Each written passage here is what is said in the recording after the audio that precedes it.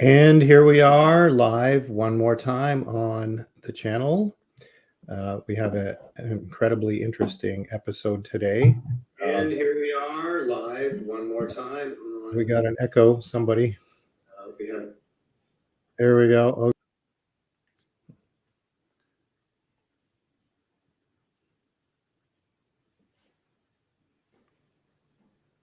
Are we here? I'm here. Okay, so beauty of live. How's a flawless start? All right, everybody. Thanks for tuning in. This is an amazing episode. The writing is on the billboard. In this special two-guest episode, we meet and talk to Chris Elston, otherwise known as Billboard Chris. Chris is an activist for children's health and an active critic of transgender ideology. Known for his street-level activism, he has visited many cities wearing thought-provoking billboards and has courageously engaged in many difficult conversations with the public. He has also been a featured guest in conversations with Zuby, Benjamin Boyce, PPC leader Maxime Bernier, and others. We'll be talking with Chris today about his experiences on the street, his motivations, the nature of his objections, and why the public should take interest in his concerns. Welcome, Chris. Thank you so much. I'm happy to be here. Also joining the conversation is, let me see if I can get us all on here on the screen. Also joining the conversation is Dr. Oren Amitay, a registered psychologist from Toronto, Ontario. That's in Canada, for those of you who don't know, who has dedicated his career to promoting critical thinking, of course. Anybody who follows him will see that he's very actively pointing out the logical points about different things that are going on in current events. Oren has been working with a diverse range of patients from late teens to seniors since 1998, including many dealing with gender-related issues and related phenomena. So he's not new to this topic. He has taught over 2,500 lectures for 20 different courses over the past 20 years and is recognized as an expert witness in Ontario courts. Dr. Amitay was the go-to psychologist, sorry to highlight that word, was the go-to psychologist for major Canadian media outlets with an average of 5 interviews per week before he was canceled for his views. We can get into that a little bit later. He is also the first psychologist to publicly defend Dr. Jordan Peterson in 2016 before he became the Jordan Peterson. Dr. Peterson gave a special guest talk on Dr. Amitay's class, Doc Amitay's class, shortly afterward, and they shared the stage later that year for Canada's largest free speech event at the time. And I believe Gad Saad was there as well. So without further ado, gentlemen, I guess let's get started. So first of all, I just want to welcome you here. Welcome aboard, Chris. Thank you. And Doc Amitay. Thank you. Oh yeah, you got the mug there. So where shall we start? So actually, maybe what we can do, just to give our visitors a bit of an idea who Billboard Chris is, I have a video of Chris. Chris has a video. It's an introductory video. It's like a minute long, and if I can just find the button for it, yeah. So here we go. Sorry, I'm just looking at the way this app works. Here we go. So I'm going to just show this video. We can all watch, and we'll get familiar with what's the big deal about Chris.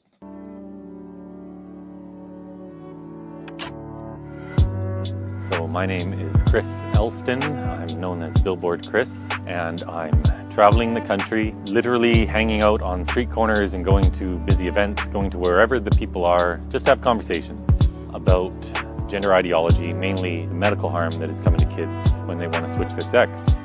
Because we have children who are being indoctrinated either in school or primarily on social media as well, to believe that it is stereotypes that determine their sex or their gender. So overwhelmingly, it is supportive. At least I would say 9 out of 10 people support what I'm doing. people know instinctively this is wrong. We should be letting children grow up because it's not stereotypes that define who they are. If a child is gender nonconforming, we should just encourage that. That's fine. You don't need pharmaceutical drugs, cross-sex hormones, and surgeries to find your true inner self. But people understand this. People are supportive. It's just most of the supportive people are quiet. I'm just going to keep traveling the country, keep having these conversations, because I know eventually we win this battle. It's just a question of how much damage is done to children before that happens.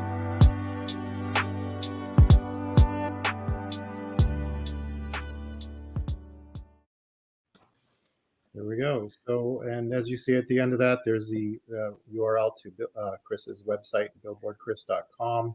It's also in the video description if anybody wants to research a little bit more.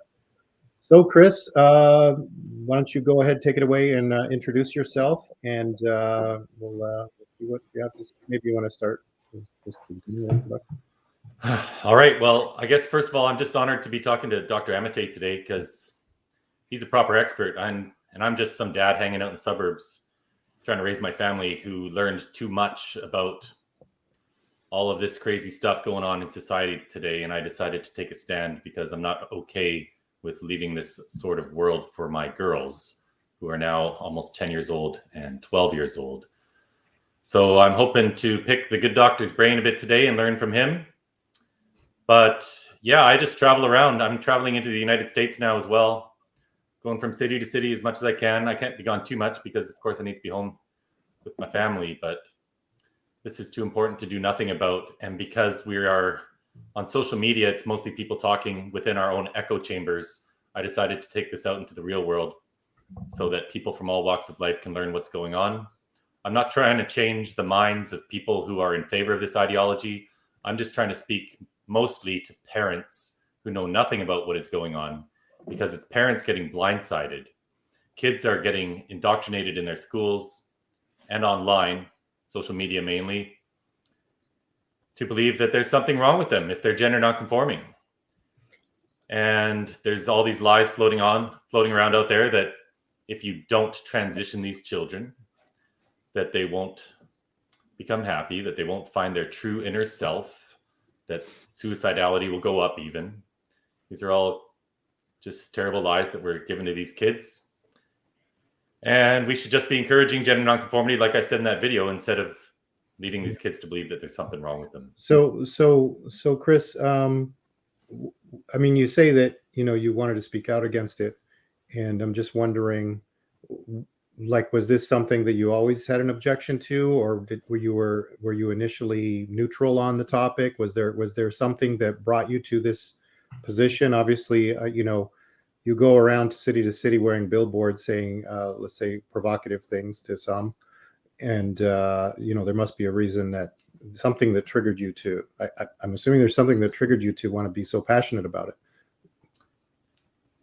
I just learned what was going on. That's all. My family's not affected by this, so I'm a bit of an oddity in that way, because most people speaking out against this, a lot of the parents who are speaking out against this have kids who are suffering from rapid onset gender dysphoria. But I just kind of researched things and I became aware of what was going on. And as a father of two girls, I became alarmed because I see this as something like a cult that is in our society, teaching false ideology to our children, and kids' brains are developing. And it doesn't matter what socioeconomic background you come from. When you're getting taught this in school and you're surrounded by thousands of other kids and teachers who believe in this ideology, it's going to have an effect on you unless you know what the truth is. So I wanted to learn the truth so I could arm my kids and protect my own kids from what was going on. But the first time I heard the word puberty blockers, I said, what is that? And it turns out that puberty blockers are exactly what they sound like. They are drugs that block children from going into puberty. Right. So, before we go, I just like to kind of take our time to get into this step a little, because we're covering a lot of things here. For the audience that maybe isn't some of the audience that might not be too familiar with the topic, or maybe just could use a proper refresher, Doc, maybe if you can just do a quick brief, 2 to 3 minutes max, explanation of what transgenderism is, or gender dysphoria, or this thing that we colloquially call trans. What is that exactly? Maybe you can tell us what that really is. Maybe what are the antecedent conditions? Are there people that aren't trans but have something in common with people that are trans where it could go either way? Maybe just give us a little bit of insight on that. Okay, well, that's a problem, because if you talk to somebody and say, what does trans mean today? The experts and the people themselves will say, I don't know.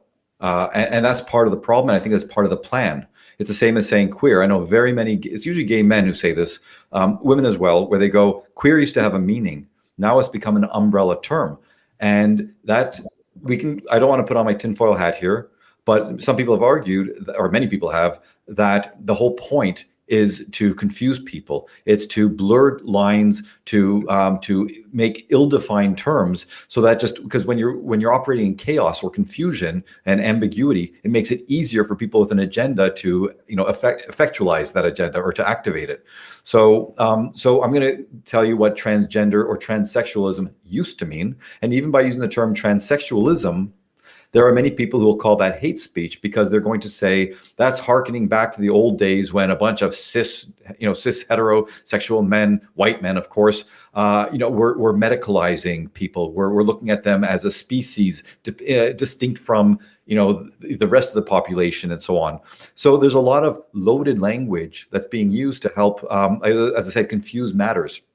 So transsexualism, if it's not used in a hateful way, it's still used by many experts who, and I know many of them, they're not hateful. They're not transphobic. So before, we used to distinguish, for example, among transsexuals, transvestites, cross-dressers, and cross-dressers would kind of be an umbrella term for like transvestites and others. But we tried to distinguish these different phenomena, because with clarity and precision and proper operational definitions, we can understand better, and therefore we can have better treatments, because you need to know what you're dealing with before you can try to help somebody. So in the old days, and most of the transsexuals in the old days, and there are very many transsexual people today who don't mind being called transsexual. They don't need to be called someone who has gender dysphoria or is transgender. They don't mind being called transsexual. So in the old days, almost all of the research was on male to female transsexuals. There were female to male as well, but they were a much smaller proportion. I can't get the numbers off the top of my head, but the vast majority were male to female. And in those days, basically, it was a biological male. And again, I hate to really hammer this home, but I think it's important for people who don't know. Even saying biological male in social media now, they're saying that's a dog whistle. As soon as you say natal male, biological male, you're suddenly calling out all the transphobic, hateful, white nationalists, whatever you want to call these people. Because again, it's all about using terms incorrectly in order to prevent a proper dialogue. Because if we're having a proper dialogue using facts and evidence, the people with an agenda, and it's a harmful agenda, I would say, in many cases, don't have the upper hand.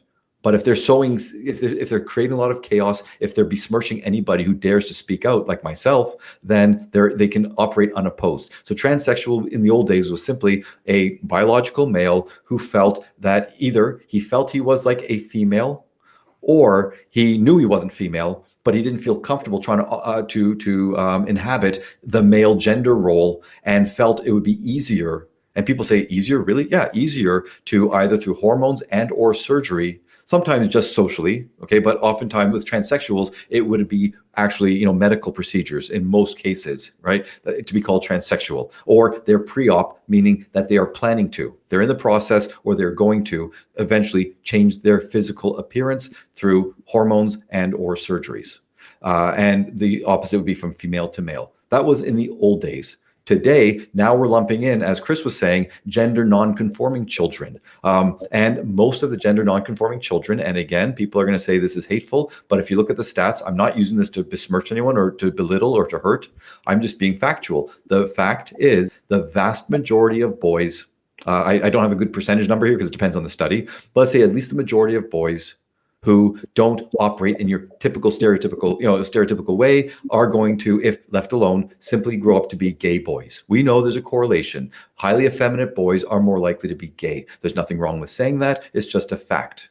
And this is coming from someone who's got a gay brother and a gay sister. So, I'm not coming up with any agenda. I'm just saying factually speaking. So as this is one of the things that Chris saw. He saw healthy, normal children just not acting the way they're expected to or supposed to, being told, no, you're not just gender nonconforming, or you're not gay, you are trans.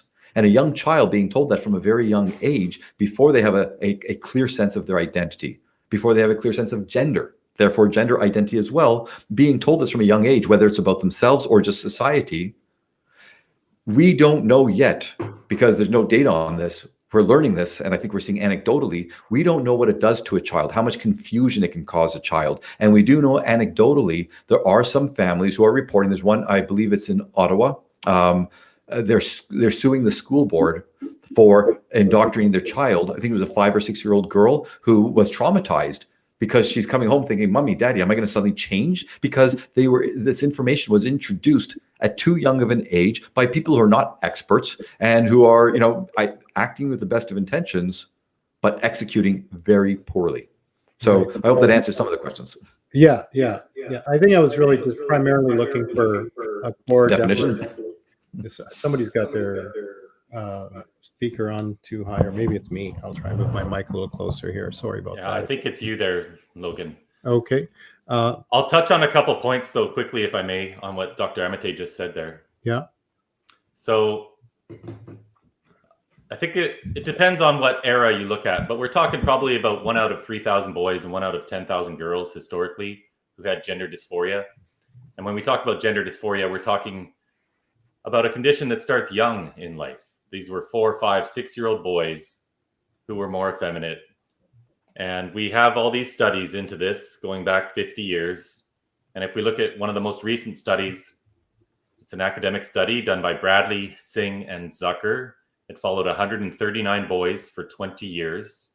87.8% of these boys, when they grew up and went through puberty, their gender dysphoria simply went away. And 64% of them were gay. And if you look at all the other studies, and you'll find them on my website as well, under the puberty blockers section and then the studies, you'll find all these academic studies. They all point to around 80 to 90% of these kids simply growing out of this gender distress. But what's going on today is very different. These are not children who grew up feeling this stress about their gender. This is primarily girls, and it's not affecting them until they get into adolescence.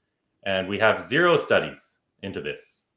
If people want to read about this, it's called Rapid Onset Gender Dysphoria. Dr. Lisa Littman wrote a paper on it. She got canceled, of course, but she wrote this paper a few years ago. Just Google her name and Google Rapid Onset Gender Dysphoria, or you'll find it on my website, actually, under the studies, and you can read about it there.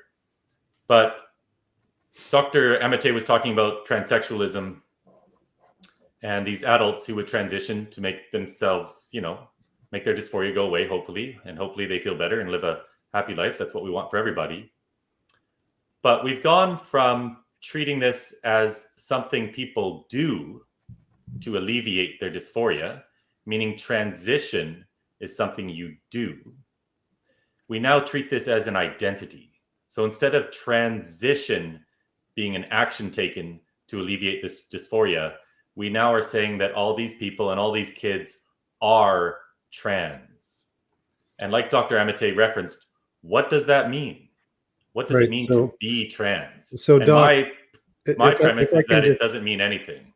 If I can because transition is something you do, not something you are. Is my mic working? Oh, my mic's working. Yes, it is. It is. Okay. Yeah. Sorry. So Doc, when I asked you the first question, I was kind of asking for a definition, and it sounds like you were saying that there seems to be some dispute about definitions, or maybe there was a shift at some point in time into some controversy around definitions. And I think that's a very important thing to note, because myself, as someone who, grew up, but, I didn't know a lot of transgender people, but it turned out I did know at least one. I'm not going to give any names or dead name anybody, but that old school or conventional way of thinking seemed very logical, reasonable, based in some kind of reality. that you could say, okay, that's understandable, and I can be sympathetic to it. Without any hostility. That there are people that they just hate people for that or whatever. They have some identity, maybe thing of their own that is threatened by seeing a person who has these issues. But it seemed like we had some grounding in reality, and there was a shift to something that was more rhetorical, where we have definitions that are actually in some ways self-contradictory.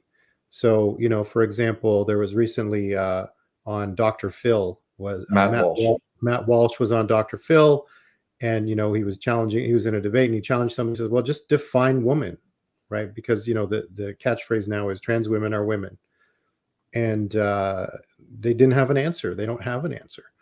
So for something that's that the old definition is definitely wrong, it seems like the new definition is either deliberately vague or something that's just meant to be a blanket, do whatever you want, which you could even just define it as do whatever you want, I suppose. But there seems to be a deliberate attempt to obfuscate it. And James Lindsay talks about this stuff in his writings about critical theories and all of this stuff, which it'd be great to talk with him about this a bit sometime. But when do you think that happened? Were you around, Doc, when people started going from the old definitions to the new? Did you see that happening? And what was going on in the professional community when that happened? Were there people fighting about it? Was it just an accepted thing? Was there research? How did that come about? Okay, so I've been teaching psychology of human sexuality for about 20 years. And gender issues, transgenderism, sexual orientation, all of that. And there is a correlation among them we can talk about later. So I was teaching about that for 20 years. And I think it was a bit insidious, that there was no giant debate as it was happening. Just, I think, more, let's say, advocates and people who try to dismiss, denigrate, cancel people like myself. They mock what I'm about to say. They go, oh, there's some powerful trans lobby or powerful trans mafia or something like that. Is there a trans mafia? No, that's just something you can make up. Is there a trans lobby? Yes, there is. They are very well organized. It's a small group of people, relatively small, and they piggybacked off of the work of the other initials in the LGBTQ ETC rainbow. And and kudos to, first of all, every letter in the alphabet, in the rainbow alphabet, for advocating for themselves, for doing a lot of hard work to gain rights, to gain respect, to be treated like human beings. But the fact is, a lot of gays and lesbians, and they'll say, well, the Stonewall riots, that was led by trans people, and that's just a myth. That's being debunked. I'm sorry, I go off on tangents because I just hear so much garbage all the time. And I just like to poke holes when I'm saying it. So I might not have context, so I apologize. But the point is, the fact is that it's only been in the last, I'm going to say, decade or so where, decade plus, where trans people have really been pushing more and more, and they've been getting more visibility. They've been getting more access to things that they should have, and getting rights and so on. But at the same time, they're not just stopping with treat me like a human being, let me live as I want to live, let me just let me have all the rights and freedoms as anybody else. They've gone far beyond that. And in the last 5 years or so, because of, again, piggybacking on the lots of support that has been built within the rest of the rainbow, okay, they've been able to get some people in high positions, whether it's politicians, whether it's researchers, academics, or medical and mental health professionals. They've got a lot of them on board, either because the people have a connection to someone who's trans, or they themselves are trans, or they're part of the rainbow, or their job depends on it, or they've just bought into the ideology without employing critical thinking. And they are really pushing well beyond, again, just getting rights and freedoms. Now it's demands. You must see me this way. You must, as Chris was saying, it's not that I am transitioning. No, this is my identity. And I think it was Chris that said, is either Logan or Chris was saying that the definitions, the claims are inherently contradicted. They don't make sense. They fall apart when you try to, tease it apart. It falls apart. So I'd say in the last 5 years, especially, there's been a lot of momentum gained, but it's been about 10 years or so. And again, it was insidious because anybody who saw what was happening if they were in a position to help, of course they're going to help, because again, the agenda seemed pretty simple. Trans people are being discriminated against. Trans people are losing their jobs. Trans people are being murdered in crazy high numbers. Trans people are committing suicide at phenomenally high rates. None of that was true, but that's what they were hearing. And so they, again, being good people, they just want to help, and they wanted to, help mitigate some of these problems that trans people were faced with. And again, kudos to them, but they didn't employ critical thinking. And it went way too far. And by the way, if I can just say two things that Chris had mentioned, because again, this is what it just infuriates me when I see not just lay people, but when I see my own colleagues. And this is one of the reasons I got kicked out of the Ontario Psychological Association, because it's not a college. I'm still registered as a psychologist, but it's a volunteer body. They kicked me out about 2 years ago because I was daily saying what you guys are saying or not saying is wrong. Well, you can't say you're saying things that just factually are not incorrect, and you're not acknowledging all these problems. So every day, basically, I would post a new study, an interview with somebody, a post by a trans person that goes against the narrative, and they shut me out for that. But two things about what Chris said. Chris mentioned gender dysphoria, and this is the condition that most trans people, there are going to be a few people who don't, and we have to question whether they're actually transgender. But gender nonconforming people shouldn't have gender dysphoria. So that if a girl's a tomboy and she's perfectly fine with that and everyone accepts her and everything, there's not going to be gender dysphoria. But if she's told, that there's something wrong with you because you're acting like a boy, therefore, or that you like other females, instead of saying that you are maybe highly, more masculine, or instead of saying that you're a lesbian, no, you're transgender. That can start, getting them to think, oh, maybe I have dysphoria. But the point is, dysphoria by definition is a mental health condition. And so there is a whole movement of people, including the ICD, the International Classification of Diseases, version 11, took gender dysphoria out of the book. And DSM, we're at DSM-5, the Diagnostic and Statistical Manual of Mental Disorders, there's a good chance that they might take it out as well. So something that is real, something that affects most truly trans people, they're just denying it, because they don't want to have this narrative of these people might be struggling. They might have mental health conditions, while at the same time saying these people are struggling, we need to help them. But we can't call it a mental health condition. We can't call it a disorder, okay? They're struggling not because of something that's going on in their heads, but because society is so cruel to them. So that's one thing. And the second thing that Chris mentioned, the Zucker et al. Paper from 2020, I believe. It was very recent. And as Chris said, most studies will find between the absolute, if you're as conservative as possible, as 54 or 56% of children, if nothing is done, their gender dysphoria will alleviate. Okay, that's the most minimal. It's all the way up to 94%. And even WPATH, the World Professional Association for Transgender Health, in the Standards of Care version 7, even they cite a study that showed that 94%, I'm pretty sure it's 94%, it'll go away. But here's the problem. And this is what these people do. And these people, I don't mean trans people, I mean trans, I'm going to put quotation marks, activists. If you're an activist like Chris and you're actually doing good, you don't get scare quotes. But if you're an activist who's actually causing more harm, that's what you get. Okay. So the trans activists, okay, just so you know. If I can just interrupt for a second. Okay. Sorry, I'm going to turn my speaker down a little. Hopefully get that echo under control. So we can still hear it. You can still hear it. Yeah. How's if you have that? headphones, that'll take care of it. But yeah. I'll put them on when the next rolling person goes on a rant. I'd like to kind of if we can slow down a bit, we can take our time and deep dive on each of these. It's not a race for who gets most screen time. Anybody want? And Chris, if you want to jump in at any time, don't feel like, Of course, yeah. So one of the things I'm noticing here in what you described, Doc, and it sounds to me like you're really concerned about it, obviously, just from your tone and wanting to get it all out, is that in any of that what you just described there, I don't think I heard you say that they brought forward a study, a paper, any kind of scientific research. I'm not necessarily putting words in your mouth. I don't want to say that that's a claim you're making, but I haven't heard you say that. It sounds to me like what your concern is that all of these changes in definitions and the way that this issue is addressed is political. But yet at the same time, I hear you saying you recognize that there is a there. That transgenderism isn't just like a fake thing. One of the things I'd like to do in this conversation, guys, is I'd like to try a different kind of framing, because a lot of times when you get three white men sitting here, three cis, I assume we're all straight cisgendered. I'm not cisgender. No, there's no such thing. So I'm not that. Okay. Yeah. I don't identify that. What they would label that. Three males. Right. So,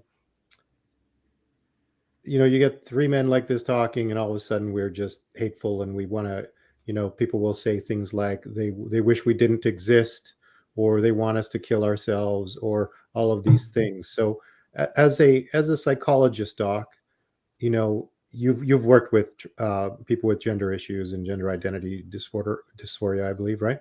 Or disorder, or dysphoria, whatever the correct definition is. And I think as a therapist, you're not having them on the couch so you can berate them or telling them their definitions are wrong. I think you're trying to offer legitimate care that's concerned for their well-being and their welfare. And so if you were talking to somebody who was such a patient, maybe not your patient, but let's say, in an open forum, and you were talking to somebody who had this issue, and you wanted to just explain to them why these things are concerns, because it harms them, a lot of times I think we have these conversations, we're advocating for society at large, and we're saying, well, there's this ideological group that are unhinged, but what is the steel man to their case? And, let's say there's a more proper definition, the old school definition, if you want to use that.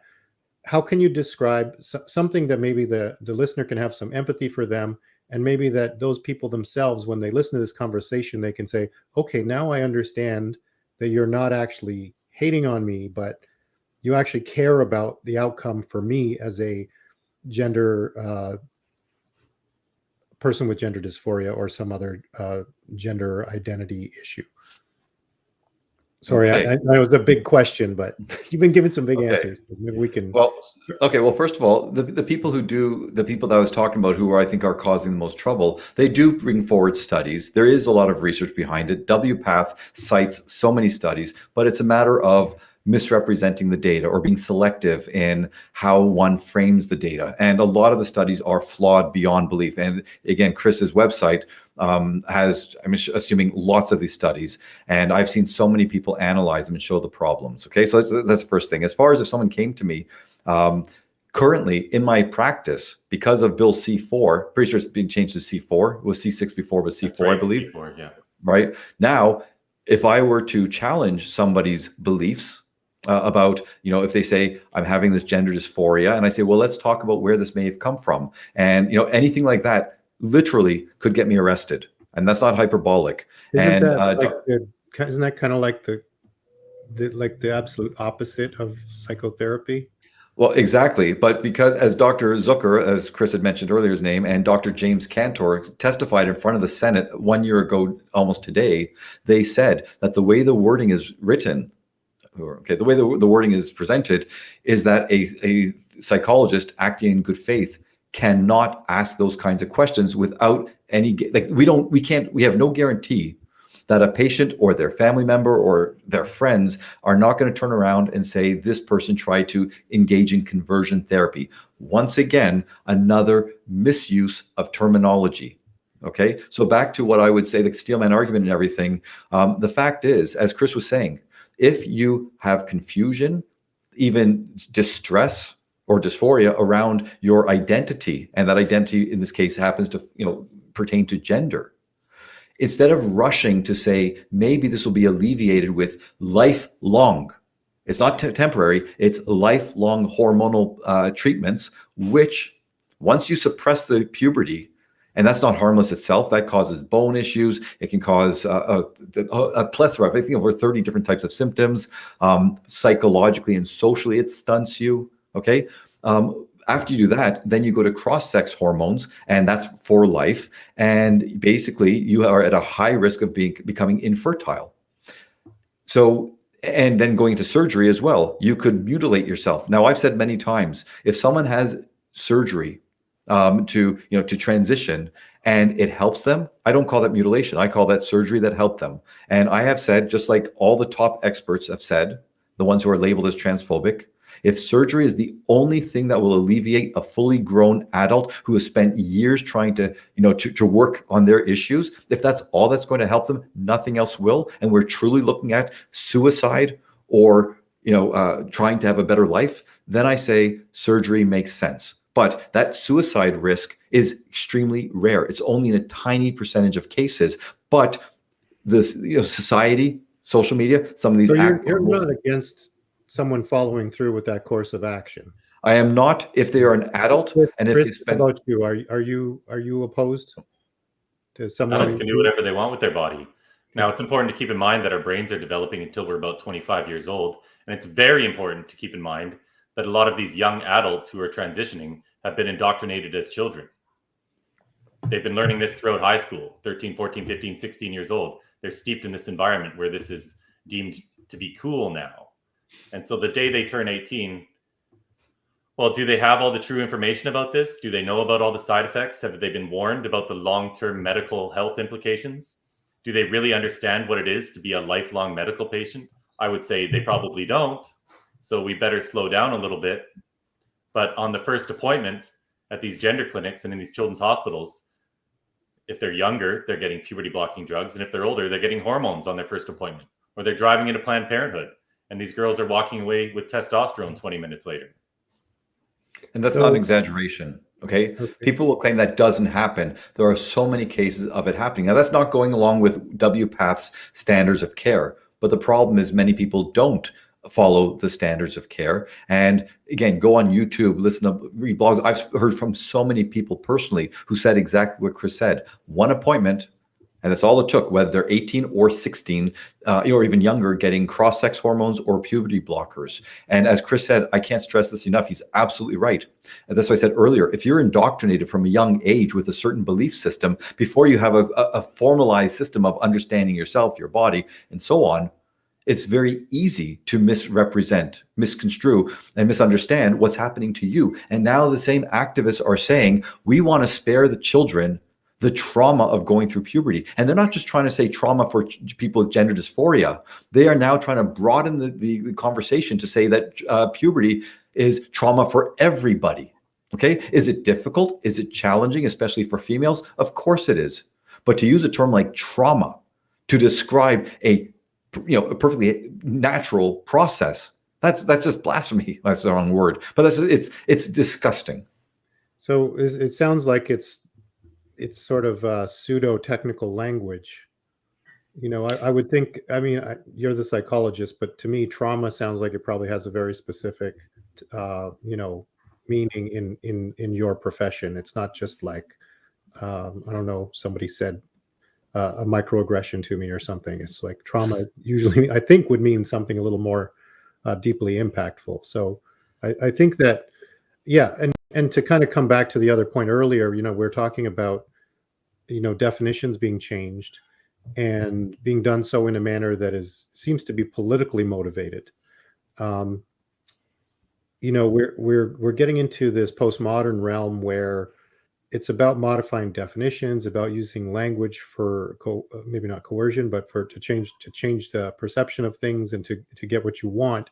And my concern when I hear this dialogue going on, I see rhetoric being used for ends, and I think that's unavoidable in politics. You have something, you want to make a rhetorical argument, you make a case for what you're doing. But I think when you undermine the underlying logic or science or just the truth of what's going on for a political end. So let's say that you're a trans activist or a trans ally, and you have some trans friends that are suffering and they're struggling, and it's a genuine thing, and you're empathic or sympathetic to them, and you want to help them. And you're not a doctor, you're not a scientist, you're just somebody who wants to get something for their friends, and they're like, well, if I could just be identified as this or do that, then they'll come forward and they'll try and fight for that. And I think advocacy is a good thing if you genuinely care about people. But when you cut corners on the actual truth of things, I think what happens is you undo the benefit of your own work, because you might achieve something that you actually didn't want. So, this is why I'm talking about, the situation with, things like these puberty blockers for children. Now this is, I guess, law in a sense in Canada, but the standard of care actually suffers. So what concerns me is we get to a point where, okay, let's say we go along with it. We say, okay, everything you want, you can have it all. You want this, you want us to call you, would say trans women are women, and whatever they're, they give them the bathrooms and everything. Which I don't know. That's another issue we can get into in some detail. But if they are actually worse off, what did they win? Right? Like, are they not actually worse off? If it doesn't help, it gives them a false victory for one. So you say, okay, I gave my 12-year-old daughter was given puberty blockers, and now she can't have children, and she has not actually had any reduction in her suicidality ideation, and now she can't have kids, and she's actually harmed. Let's back up a little bit here, because we never got into how this all works. Okay, and I think we're losing focus a little bit. Let's talk about these puberty blocking drugs. Okay. So these are kids. I did kind of trail off here a bit. I was losing my thread, but I'll come back to what I was trying to say when I can find it. All right, you're just going to have to let me roll for a bit here, though. Yep. So let's talk about this. We have all these kids who have never before had this gender distress. And because they're getting indoctrinated by political activism in schools that leads them to believe that if they are gender nonconforming, that they are trans, what is happening is we have thousands, tens of thousands of kids going into these gender clinics at children's hospitals all over the Western world. And here's what happens. The treatment for these children is called gender affirming care. They put these nice, beautiful names on it, so everyone thinks it's a lovely thing. All that means is they affirm the child's self-diagnosis as being trans. They're not looking into other comorbidities. And this is the really important thing that people need to understand. Almost all of these kids have something else going on. There's depression, anxiety. Almost half of these kids have autism. ADHD is super common. A lot of these girls might have been sexually abused. There's been trauma. Who knows what's going on? Parents have separated, bullying in schools. It could be 100 different things that's leading these children to believe that there's something wrong with them now. And what happens is these kids simply get told, oh, that's so wonderful, you found your true self. And they only affirm. And if you go to these children's hospitals' websites, you can see their practice right on there. They'll have an intake appointment with a nurse or a social worker who simply affirm. And on the first appointment, the endocrinologist will dish out these puberty blocking drugs or opposite sex hormones. Now, we are treating it as though gender is the cause of all of these other problems. A kid's depressed, a kid's suicidal, must be their gender. And they don't do any therapy anymore for these children. Because as Dr. Amitay was saying, these trans activists have succeeded in passing bills all around the world, and there's more coming in every jurisdiction, where they're not allowed to do therapy because it's considered conversion therapy. And I just want to touch on this bill that Canada passed recently, unanimously. It was called Bill C-4. In the previous government, it was called Bill C-6. And it is now deemed conversion therapy to help a girl feel comfortable as a girl. It's totally fine to indoctrinate these kids to believe that there's something they're not.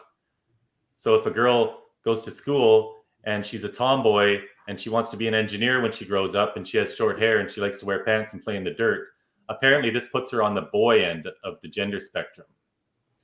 And if these children are suffering from some other comorbidities, eating disorders as well, all sorts of things are going on. A lot of these kids are involved in cutting.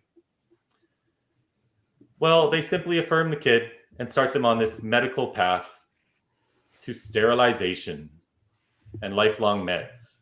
These girls, what happens when they go on these puberty blocking drugs? Let me just describe the science behind this really quickly.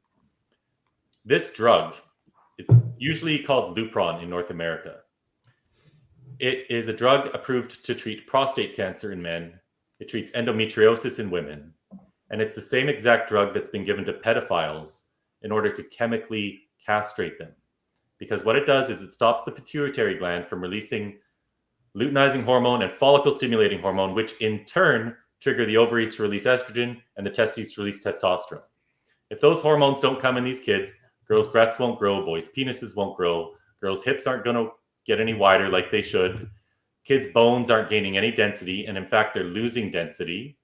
A young girl in Sweden, in a documentary called Mission Investigate, just revealed that she suffered spinal fractures while she was on these drugs.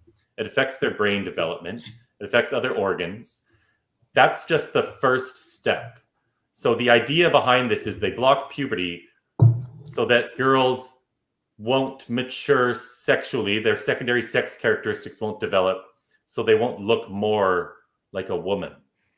So they want to keep them looking as they are, and then they put them on testosterone. So it's a two-step process. It's puberty blockers and it's the opposite sex hormones. So testosterone is going to give these girls a deep voice. It's going to give them facial hair. It's going to cause other things I don't even want to get into because it gets really morbid. But after 4 or 5 years on testosterone, these girls have to get hysterectomies. They're cutting out their uterus. They're even cutting out their ovaries. These are called oophorectomies. So in the future, if this girl's now 21 or 22 years old and she has deep regrets and she's saying, what the heck did you do to me? I was confused. I was struggling in life. And you put me on this treadmill of transformation. Well, now, because her uterus is gone, her ovaries are gone, she can never even produce estrogen on her own anymore. So even if she decides to detransition, she's going to have to rely on synthetic estrogen for the rest of her life. And if these kids don't detransition, well, they're relying on testosterone for the rest of their life. And our government in Canada, in Bill C-4, it's totally fine to indoctrinate a kid to believe they're transgender. It's a crime punishable by 5 years in prison or a $2 million fine to help this child to feel comfortable with their birth sex. And there is a clause in there, which these politicians will say, oh, well, we've allowed for exploration with a therapist so they can explore their gender identity so long as it's completely neutral and no outcome is favored over any other outcome. But of course, there's a favorable outcome. And the favorable outcome is to not become a lifelong medical patient. It is not to cut off the breasts of girls, even as young as 14 years old, without parental approval. It is to help these children feel comfortable with their biology. And it's completely insane to try to transition a child to the other sex. This whole thing is political. And it's all of our politicians too cowardly to stand up and say no to a transgender lobby just because these politicians don't want to be called a bigot. So thanks for letting me rant. Yeah. No, that's some really disturbing information. Doc, is just a quick fact check. Is what he's saying correct to your knowledge? Yes, there was something that I was going to, well, see what Chris is doing, or what he's focusing on, and it's so important, and this is why so many parents now are getting involved, is he's talking about the rapid onset gender dysphoria, which in certain jurisdictions could almost, I have to be careful, but let's just say I know a colleague who almost lost, I don't want to give the sex away, but lost their license for using the term rapid onset gender dysphoria because it's not officially accepted yet, and they had to fight to basically keep their career going. So Chris is right, and he's focusing because this is the biggest problem. That in the old days, as Chris was saying, one out of 3,000 males, like 0.03% male to female transsexuals, and for girls is 1 in 10,000, much rarer. Now the vast majority of new cases are young girls, and in any other situation, any credible psychologist, mental health professional, doctor, or layperson would say this looks a lot like social contagion, which is the premise. That was going to be my question. What would you attribute it to? It seems like a rather it's social phenomenon, right? Yes, and this is the thing. Nobody would ever deny that. We know that it happens with eating disorders. We even know it happens with false memories. We know it happens with multiple personality disorder, or dissociative identity disorder, as it's called. But for some reason, they're saying, no, this could not happen with these girls who, as Chris was saying, have never shown any distress, discomfort, or anything around their bodies, around their gender, their sex, none of that. Suddenly, about 40% of them in Dr. Lisa Littman's study, 40% of them had autism. And when you talk about cutting and self-harm and trauma, what we're talking about, but they're too young to be diagnosed yet, is borderline personality disorder, which is an identity disorder, basically. These are people who don't have a solid sense of who they are, not a stable, consistent sense of self. And if you're a young girl and you're going through puberty and your whole body is changing, your identity is changing because now you're being looked at differently, you're being treated differently, you feel different, and you already have a shaky, not so clear, stable sense of self. They don't have the diagnosis yet, but they're developing it. They're feeling uncomfortable in who they are. And now they're being told, whether they're autistic or have borderline personality disorder or trauma, they're being told, here's the explanation. And as human beings, we seek answers. We want to understand why this is, especially why do we feel this way? So someone be telling them, here's the magic bullet. You are transgender, and there's nothing wrong with that. We're going to show you the way. And everything Chris laid out, the whole process and everything was correct. Okay. And by the way, one more thing. It's okay. You can come back. We can put a pin in it. Well, we'll try. If you want to remember your point. Yeah, because we were talking about this offline a little bit earlier. I've known a couple of transgender people. I guess using the term colloquially. I don't know if I'm using it technically properly. And this is just something that, anecdotal that I've seen. So I'm not necessarily making a claim about transgenderism in general. But one person I knew personally, through childhood, and they always seemed to have a certain uncertainty or hesitation, or maybe there's something that was ambiguous inside of them. And, I didn't really think much of it. I just thought it was a quirk of their personality. And then, of course, later they came out, cross-dressing, and then eventually sought to identify. I also was speaking to another possible guest on the show, who I plan to have in the future episode, who was a detransitioner. And when I was speaking to them, I also noticed a certain thing in watching interviews with them that, very nice person, actually, I was surprised at, how reasonably well adjusted he seemed to be to me. But there was also something, and again, this is just my personal take on it. There's this kind of vague floating center in there. And is that what the borderline personality disorder is? And what percentage of these people that have these issues have these comorbidities as Chris describes them, and what percentage don't? And then you can come back to your point if you like. Okay. Well, with the rapid onset gender dysphoria, and I saw, it hasn't been published yet. The person is having difficulty. I think it came from the same data pool. She was a guest on one of my podcasts, in fact. And again, it was 40% with autism. The thing is, not everybody had only one. So some people had overlapping, but we're talking the majority. The majority had one or more comorbidities, including depression, anxiety. And these were not just parents assigning these terms. These were children who were diagnosed prior to any coming out.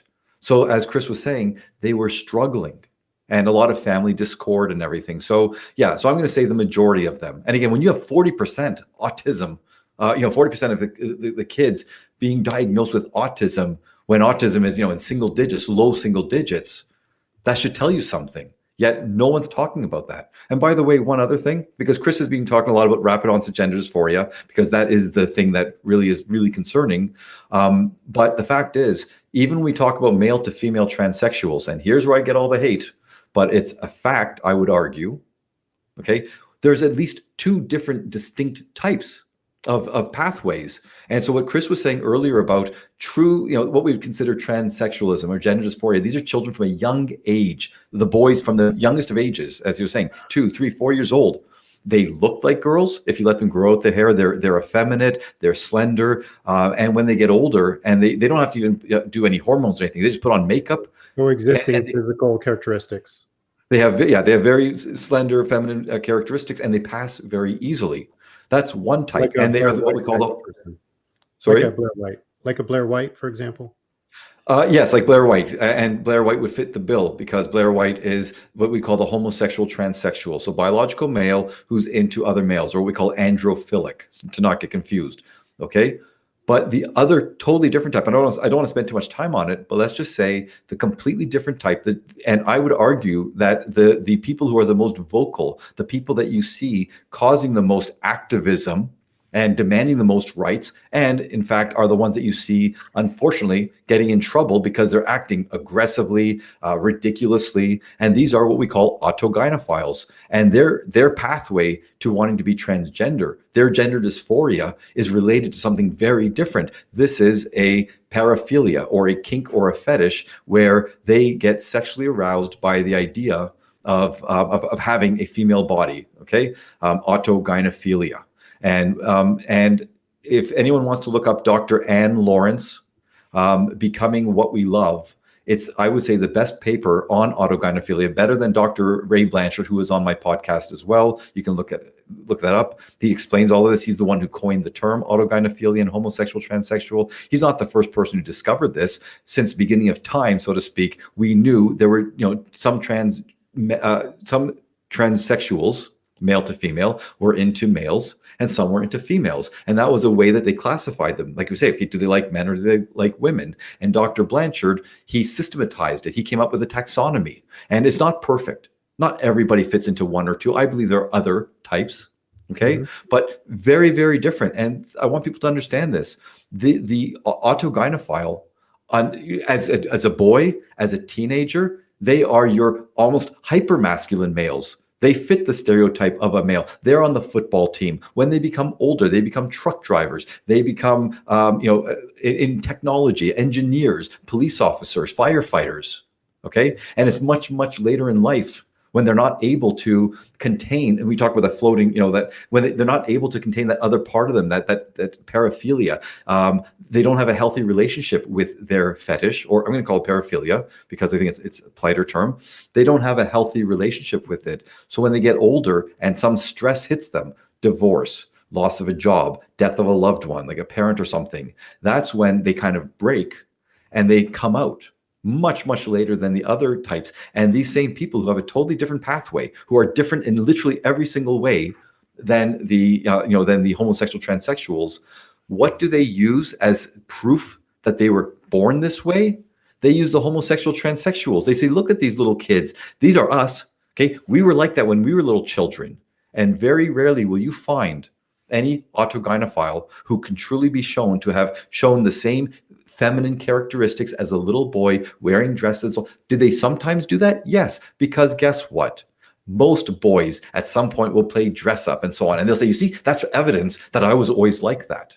No, that's evidence that you were role playing most boys. What about I think I saw Ray Blanchard actually.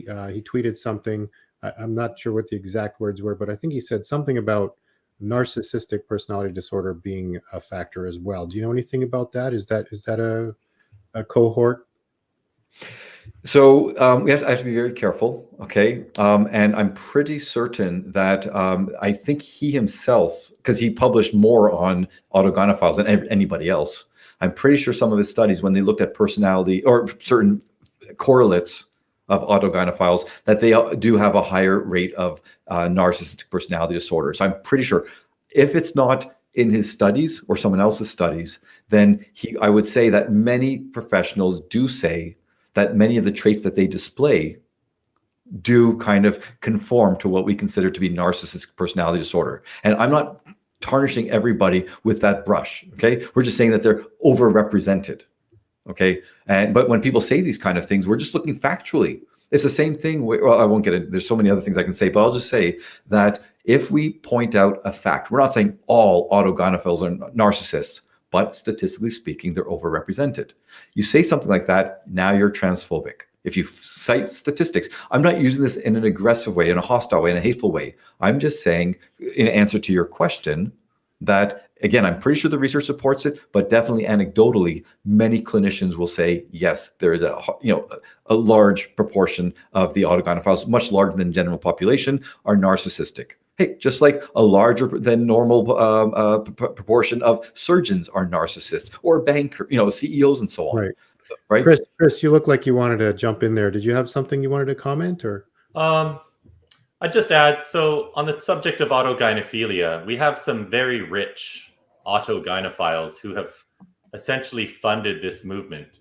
And that's why we've seen this spring up and explode virtually out of nowhere. We have 2 billionaires in the United States. These are straight men. One's name is Martine Rothblatt, who now identifies as a trans woman. Another one is Jennifer Pritzker, the heir to the Hilton fortune. Martine Rothblatt's ex-military, founder of XM Sirius Radio.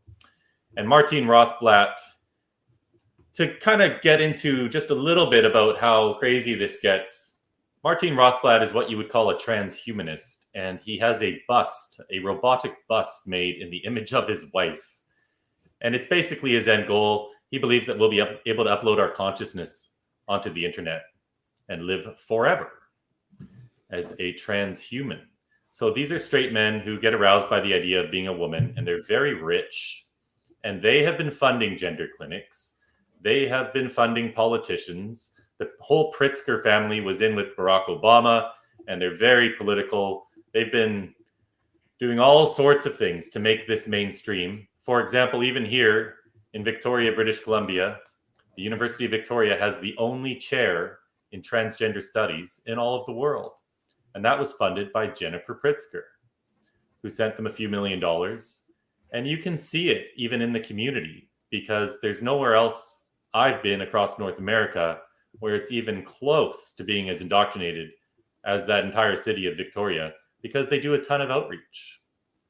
And they've really effectively normalized this idea that there is such a thing as being born in the wrong body. So, as you get older, you learn that all of these movements, whatever it is that go on through society, none of this happens by chance. This isn't happening organically. This is all funded, and it's incredibly strategic. It's all done by design. So even so Thomson Reuters Corporation. Goal? Sorry, just one sec. Even Thomson Reuters Corporation and the largest law firm in the world, Denton's law firm, have produced a 65-page handbook for activists to follow in achieving their legislative goals and in achieving their goals to get this all throughout the school system. And I don't think we've touched on schools much, but this is the ultimate coup for these trans activists, because it's one thing for adults to do whatever they want to do. It's entirely different when you now have you have your political materials in our schools, indoctrinating millions of children to believe that some of us are born in the wrong body. And they are very sneaky about it. They conflate this with anti-bullying teachings, so no one ever dares to speak up or even ask a question. But this problem, I just want to say quickly, will never go away until we get this stuff out of our schools. And so wherever you are watching this in the world right now, if this stuff isn't already in your schools, you need to know that it's coming, because this is extremely well funded. There's hundreds of millions of dollars being spent every year to get these materials into all of our schools. And there's a guarantee that activists are already trying to get this into your jurisdiction. So you need to be aware, and I would encourage everyone to get involved with their school boards and to make this an issue, because we've gone from just teaching, math and English and biology to teaching political activism to our kids.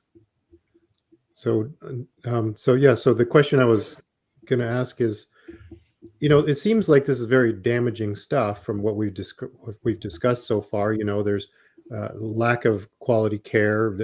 Quality care is kind of being pushed out of the equation. We're rushing kids to things that can be physically harmful and regrettable. It seems like it's a lose-lose-lose situation for these people, both genuinely transgender people and normal people that get swept up, or not. See, there I go using the word normal in this way, but non-transgender people that get swept up in this as well, who also get harmed. So if everybody's being harmed by this, what could be their possible motivation for wanting to push so hard for something that doesn't work or doesn't work well?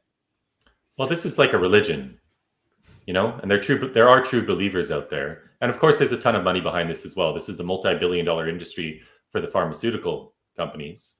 But I just want to touch on one thing real quick. Mm-hmm. And this isn't just me saying this. So I sat down with Erin Kimberly, who is biological female, now identifies as a trans man. I sat down with Erin Kimberly, who runs Gender Dysphoria Alliance Canada. Erin Kimberly has is a nurse, a registered nurse, and has also worked with Trans Health BC. And we both agree,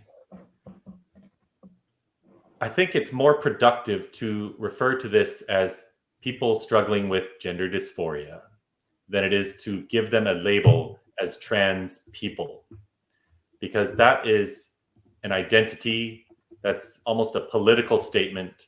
And when you refer to them as trans people, you're almost giving legitimacy that there are certain people that are born in the wrong body.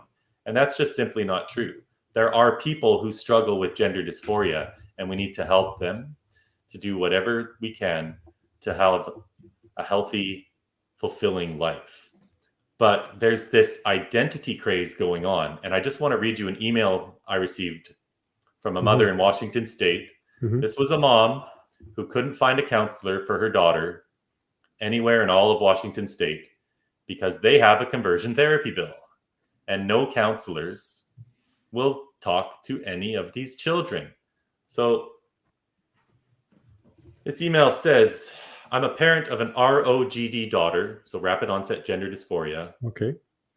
She's 17. She told us about 4 years ago that she's trans, so at 13. That was after being a demi-boy, a nano-boy, asexual, demi-romantic, and non-binary. This has been torture for me and my husband. It goes on. This is what's going on in schools. And I think parents need to understand this because it wasn't like this when we grew up. All of these kids, especially the girls, all feel like they need to have some special identity. And they're all exploring these identities. It's not cool to just be cis heteronormative and just be vanilla. You get celebrated for being something different. So it's absolutely a social contagion. We have entire peer groups of girls who are now saying they are transgender, and they're all looking to explore their identities. When I was in Toronto, I had this protest. It's not really a protest. I just have conversations with people, but I went to this area where really crazy school teaching had been leaked. A 12-year-old boy recorded his teacher giving this lesson on gender identity for half an hour, and I leaked out the audio. So I ended up going to that school area. And all these high school kids came to talk to me one day from a different, not even from where I was standing. And these two boys came up to me to actually express support. And they told me that 50% of the kids in the school now have some identity like this. So it's just a craze that's going on. That's all it is. So there's a social payoff. Yeah. And the way we get out of this is by telling the truth, by not being afraid, by having talks with our kids, and by educating our kids the truth about all this. And then, like all these crazes that go on with teenagers, it's going to be the kids themselves who get up to speed on this and inform other kids. And eventually this will probably become uncool. But if none of us ever speak up, there's more and more of these political materials coming into our school all the time. And we're going to have a big mess on our hand for decades unless parents get actively involved in putting a stop to this. And how about detransitioners? Like, are we finding that there are an increasing number of people saying, hey, wait a second, this maybe wasn't a good idea? You would think that that would be the case, right? Yeah, more coming out all the time. It's impossible to put a number on it because these gender clinics don't even do follow-up with these kids after they've transitioned. So we don't really know the true numbers. And a lot of these detransitioners are very afraid to come forward because as soon as they come forward, guess what happens? Like any cult, they become outcasts.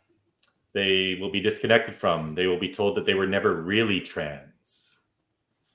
I met a young woman in Seattle when I was down there a couple months ago at the University of Washington. She is now 22, but when she was 16, her two best friends were trans. And she just fell into it through that. It was just the social contagion. She'd never felt this way. And at 16, she got her breasts cut off. She went on testosterone for 3 years. And then, her brain kept maturing and she grew up and she realized that this was a mistake. Well, what happened as soon as she said that she was going to detransition and that she wasn't truly trans? Her entire community cut her off. So what these people try to tell you is that they just want kids to be their true self. They just want them to find their true identity and be who they really are. But every time, as soon as one of these kids or young adults say, oh, you know what, I made a mistake, they're not given any appreciation or support. They're lambasted. That's tragic. And they're treated terribly. So none of this is about helping someone be their true self. Yeah. This is just about making more and more and more trans people. This is a cult. So it kind of speaks to Doc's point earlier about, they were talking about, well, you got to keep it neutral and not favor a particular position, but clearly the writing is on the wall that that there is a favored position, and I guess that kind of reveals itself when somebody changes their mind and they want to go back because they get treated differently. Is that your experience as well, Doc? Okay, well, first of all, actually, that was Chris that was saying that earlier, and he's right about that. Yes, it is, and I've been spoken to by many desisters or detransitioners, and they've all said the same thing. And if you look at the YouTube channel, I think Peak Resilience, I think it's PIQUE. I'm pretty sure that's the name of it. You can go to Fourth Wave now. They have links, and they all said that there were 4 girls or women, young women, who transitioned, I think, when they were teenagers. And they all said exactly what Chris said. And as soon as they even hinted at wanting to leave because maybe they made a mistake, that's when the knives come out. And I want to say something really important, a few things, okay? Because Chris mentioned when they do detransition, there's a few things that happen. Number one, people who claim to be so compassionate and worried about people, listen to how they treat people who have detransitioned. If you can watch someone talking who has, and I've heard them directly, I've watched the videos as well, if it doesn't bring a tear to your eye to see somebody who has been misled and just manipulated, deceived, and just abused by the system, not their parents usually, sometimes the parents, but oftentimes it's, the parents are just trying to help them. But the medical system, the trans community and so on, it just betrayed them. And when you see the regret that they have, because that is a mutilation now, they're saying, what have I done to myself? Okay, when they come out, people say, as Chris said, no, they're not really trans, they never were. Well, if they weren't, shouldn't we have had safeguards to make sure that people who aren't really trans don't make these mistakes? And what I was trying to say earlier, I'm taking the pin out now, because I've been trying to say it a while back, okay? Okay, yes. Okay, there are only a few long-term follow-up studies, and everyone, as Chris said, shows that the vast majority of people who are, who claimed or who were either transgender or gender non-conforming, it alleviated when they went through puberty. The vast majority, every single one of them shows that, okay? From 54, conservative estimate, to 96, with the average being about 80, 90%, okay? Let's say 80%. What the trans activists do, and they're good at this because they have some people who are scientists or doctors, supposedly. What they say is these people were assessed with an old system that's completely different. That is not reflective of what we know about transgenderism today. Oh, that was the DSM-4 eons ago, okay? And if you look at gender dysphoria, and I have the DSM right in front of me, but I'm not going to look through it right now. But if you have the DSM-5 and 4 in front of me, but if you look at gender dysphoria, what we're calling it now, versus what it used to be called gender identity disorder, it's essentially the same. There are a few criteria that have changed, but overall, people who are diagnosed in DSM-4 most likely would get a similar diagnosis in DSM-5. So when they say, well, no, this is a totally different system and so on, that's a lie. Now, but the thing is, were some of the kids simply gender non-conforming and they were brought to the clinic because their parent was worried, oh my gosh, my boy is wearing a dress? Yes. Did they have gender dysphoria? No. So in some of the cases, and that's the WPATH study, for example, that found 94% desisted. The fact is, most of them did not have gender dysphoria. They were just gender non-conforming. So yes, a couple of studies have a conflation of gender dysphoria with just some kid who's acting not the stereotypical way. But all the other studies, they were diagnosed properly. And they had gender identity disorder or gender dysphoria, and the overlap is highly significant. So anyone who makes that claim is either they have malevolent intentions or they've just been brainwashed, so to speak, and they're just repeating what they've heard. Okay. And one more thing that I have to say, because I would be wanted. Okay. Yeah. Up until recently, okay, and Chris mentioned gender affirming care, and here's the great. It's not even a paradox; it's the great scam. The claim, and this is what Chris was saying, the claim is that there's no favored outcome, whatever works for the child. The fact is, gender affirming care is one approach. The approach up until then, which was only until like I think 2018, was watchful waiting. And that was considered the most prudent, helpful approach. Simply saying, don't, still love the child. We love you unconditionally, et cetera, et cetera. We're not going to push you to one direction or the other. We're going to step back and just see how things develop. And with that watchful waiting, we're going to most likely find that 80 to 90% or whatever of the kids are going to be perfectly fine with no intervention. Well, the standard of care, the WPATH standard of care in version 7, I've gone through it cover to cover and I've done the search. Watchful waiting is not mentioned once. Watch is not mentioned. Wait is not mentioned. That's been completely eradicated. And here's where malevolence comes in. This is not a mistake. This was intentional. It was deceptive, and it's unethical, and these people should not be practicing. The American Association of Pediatrics or Pediatricians, I always get it confused. I'm pretty sure it's the AAP. James Cantor, Dr. James Cantor, on his website,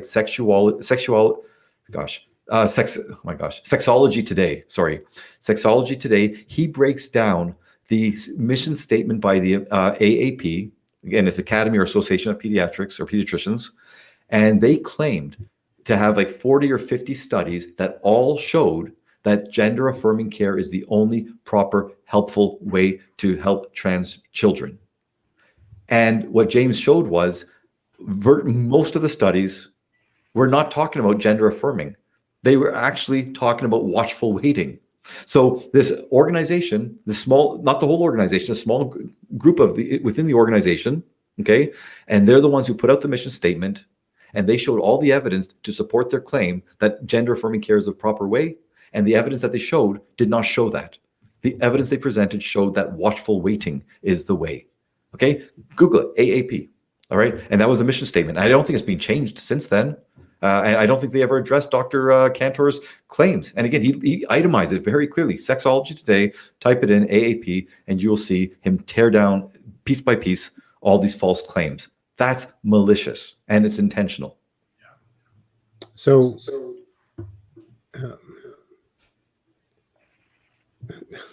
I lost my point now. I'm trying to follow. I forget what it was. I just had to say it though. Yeah. No, this is good. So this kind of comes back to the question, and maybe I'm just asking for speculation, and you don't have to engage in that. But it makes you wonder if it's so clear that this is not helpful. What could possibly be motivating them? And I guess maybe a secondary question, and this is my speculation. Let's put it that way. And you can money. money, but, money. But could there be some of these personality profiles? Is there a more characteristic personality profile that might be inclined to engage in this sort of approach to solving problems? Or is you know what I mean? Like, that's why I kind of brought up the narcissism. Is there like is there a personality type that's more likely to say, I just want to win, rather than listen to the nuance of things and see if it actually works and helps people? Because what you're describing here suggests to me that even in the best case, we're at least giving people the wrong direction of care.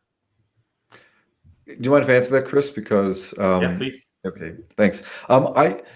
So there are some people who I do believe have, let's say, I want to win type of personality. I'm not going to mention their names. I post about them all the time on Facebook. Okay, I truly believe they're in it for self-gratification. I would say that there's probably narcissistic traits, if not full-blown personality disorder. Okay, but for the most part, from my direct experience, and again, I was kicked out of the OPA for this. I believe that the personality type is not some power mad, whatever person. The personality type is someone who is weak, okay, weak-minded, not a critical thinker, a desperate need to be loved. Dr. Jordan Peterson would call them highly agreeable. I would also say highly neurotic, okay? And most of them are motivated by the best intentions. They just want to help. The vast majority of the people that I know who are in this field are in it for the right reasons, but they're poorly educated. They aren't critical thinkers. They've been brainwashed. They've been told all these things and they don't question. And I even had, Chris, to your point, you said something earlier. I had one of those people. Let me be careful here. Let's just say one of the people who is not well educated, when I mentioned about, this was like 4 years ago, 3 or 4 years ago, when I said about all these children, this social contagion, he actually said to me, he said, "Oh, come on." He challenged me and he said, "What kind of are you trying to tell me that some teenager would claim a trans identity?" He was dumbfounded. He said, with all the bullying and all the stuff that can happen to them, he had no idea that you get social cachet from doing this, as Chris was saying, and the mental health professional who was trying to shut me down for saying what I'm saying, and he had no idea the change in the zeitgeist where it's now cool and it's an identity. And what Chris said, I can't stress this enough. This is why I said earlier about borderline personality disorder. Kids are seeking an identity. They want to be considered special. That's where the narcissism comes in, okay? And I'm not talking disorder, but this idea that I have the right to say whoever I want everyone to call me what I want to be seen as. I want everybody to indulge whatever I say goes, and I don't need to conform to any of the expectations of society. Society has to conform to me. And that is the definition, not clinically, colloquially, of a narcissist. And children, when they're very young, that's what they are. They are little mini narcissists. We know this. And a proper parent teaches them, yes, I know you want this. I know you believe this. But you're not alone. You are part of a system, and you need to learn how to navigate through the system, because the system won't conform to you. You have to adapt to the system. Adapt to the system, sorry. You have to adapt to the system, and this is being turned on its head. So whatever these kids and or teenagers say goes. And right now, it literally in Canada, because of Bill C-4, a psychologist, a psychiatrist, a counselor, if a kid says, I am this, if a 5-year-old child who's a boy says, I am a girl, we literally have to say, yes, you are. We have to affirm their identity. That's insane. Amen.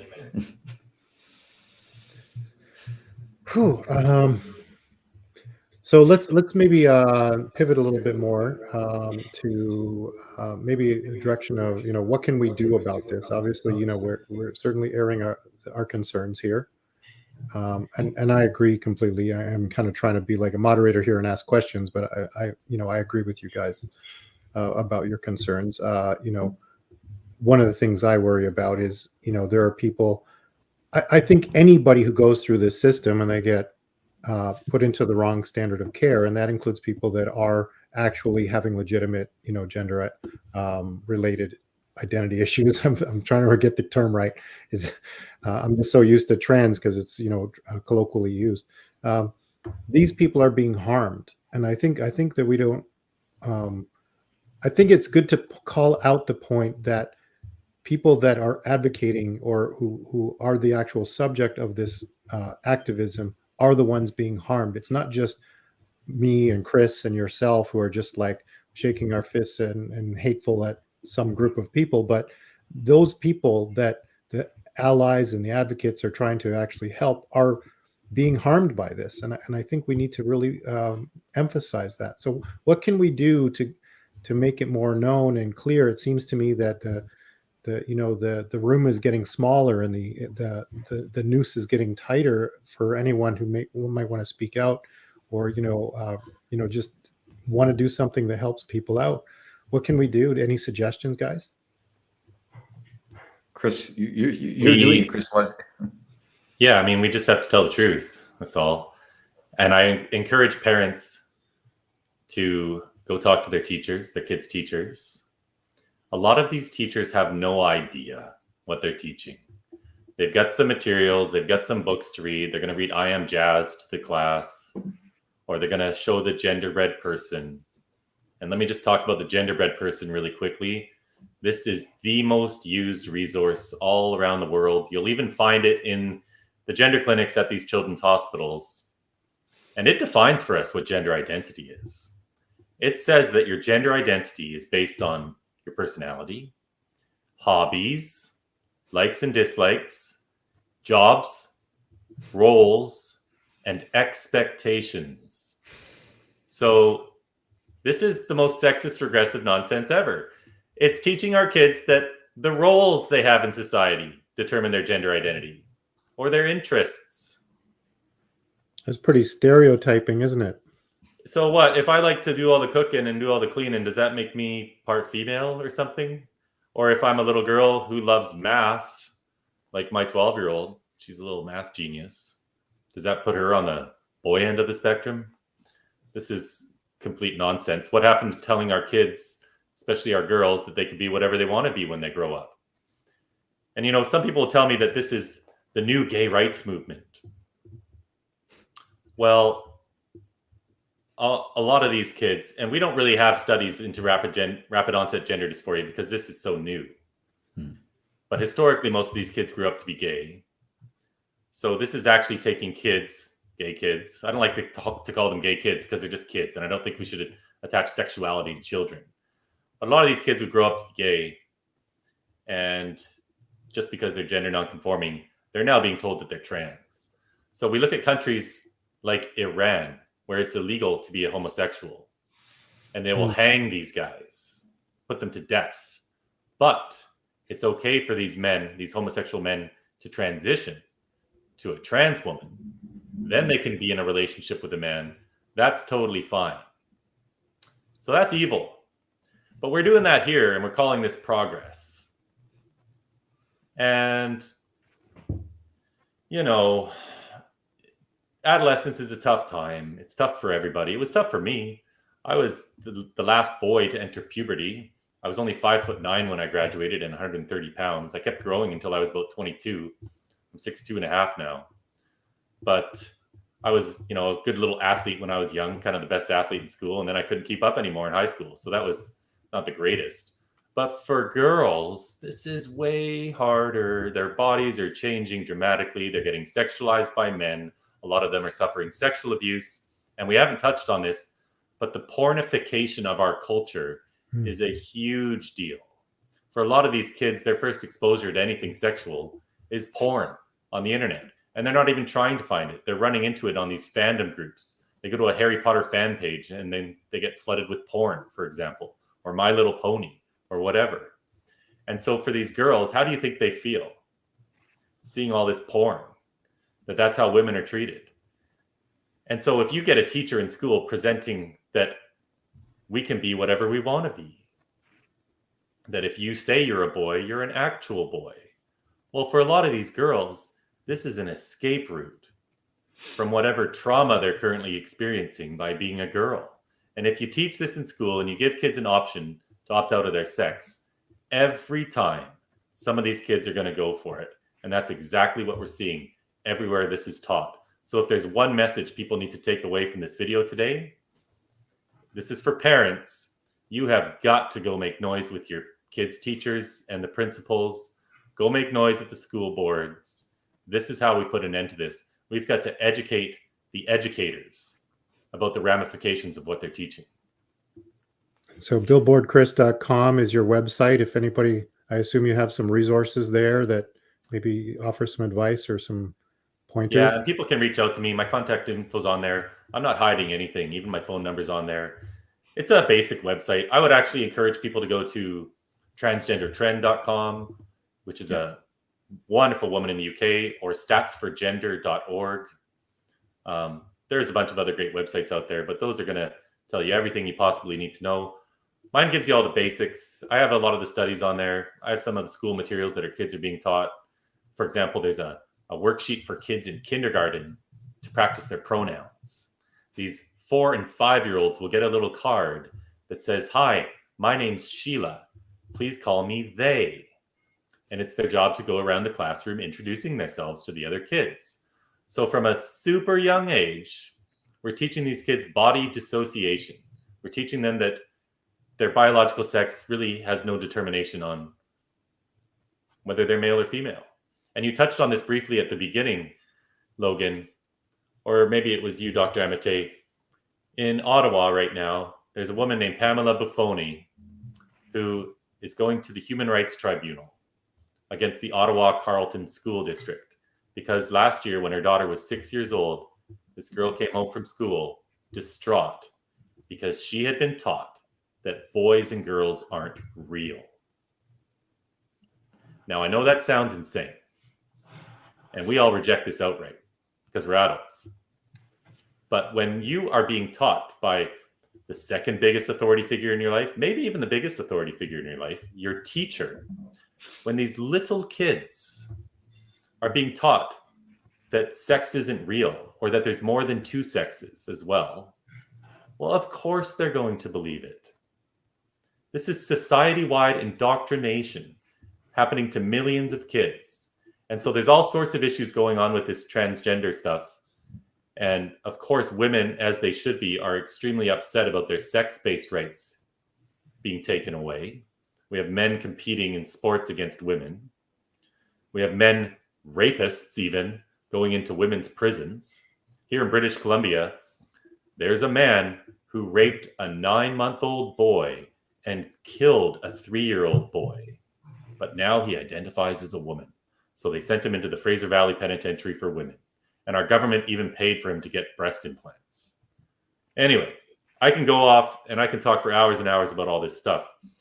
But the women's rights issues, for example, my point is, those aren't going to get solved until we get this stuff out of schools. Because if you're graduating 1 million new true believers every year, and then these kids go into university where this gender stuff hits a fever pitch, those kids then become the teachers, they become the counselors, they become the ones working in our HR departments, they get elected into politics. And this problem's never going to go away unless we get it out of schools. So that has to be the focus for everyone, in my humble opinion. And you, Doc, you got any prescriptions? Critical thinking. Critical thinking. Number one. Number two is finding, as Chris was saying, finding the courage to speak out. But before you can speak out, educate yourselves.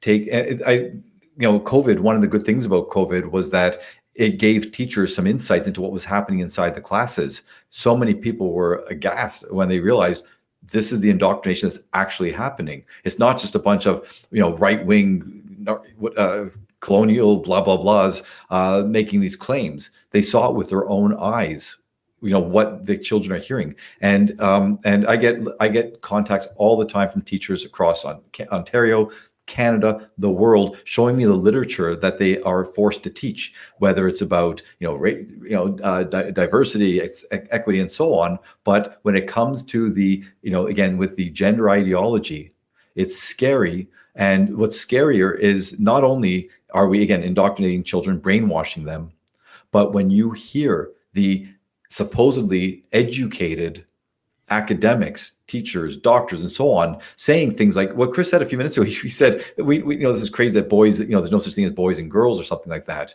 No. We have, again, university professors standing there and saying biological sex doesn't exist, right? So it's not just little children believing this. This is professors.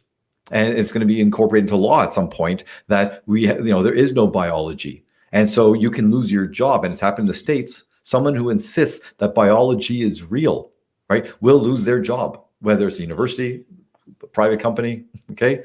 So this is what's happening. And again, it started off with good intentions, I believe, for most people.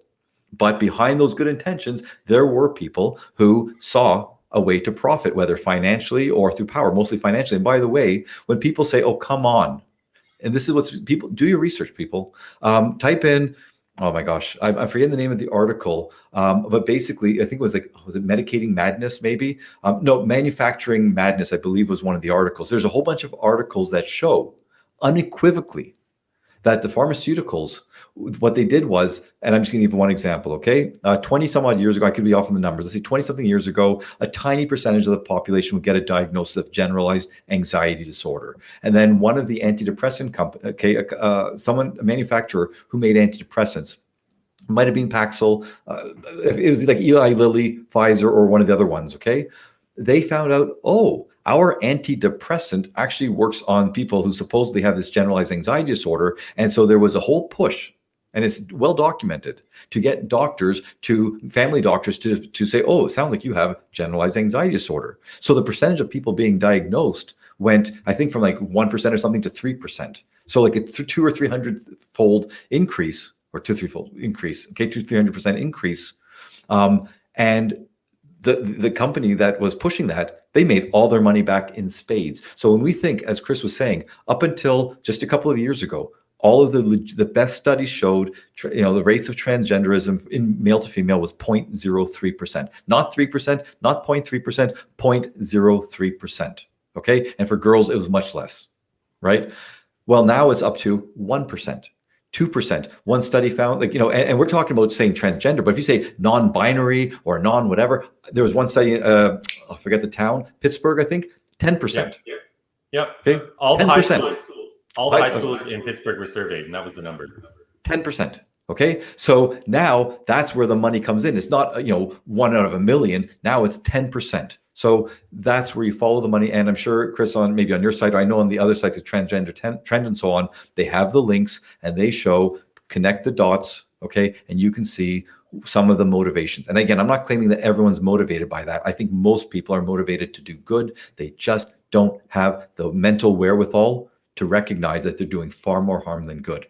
And again, people like us speaking out, we get named and labeled with some of the most horrific, pejorative terms, and that scares away most people.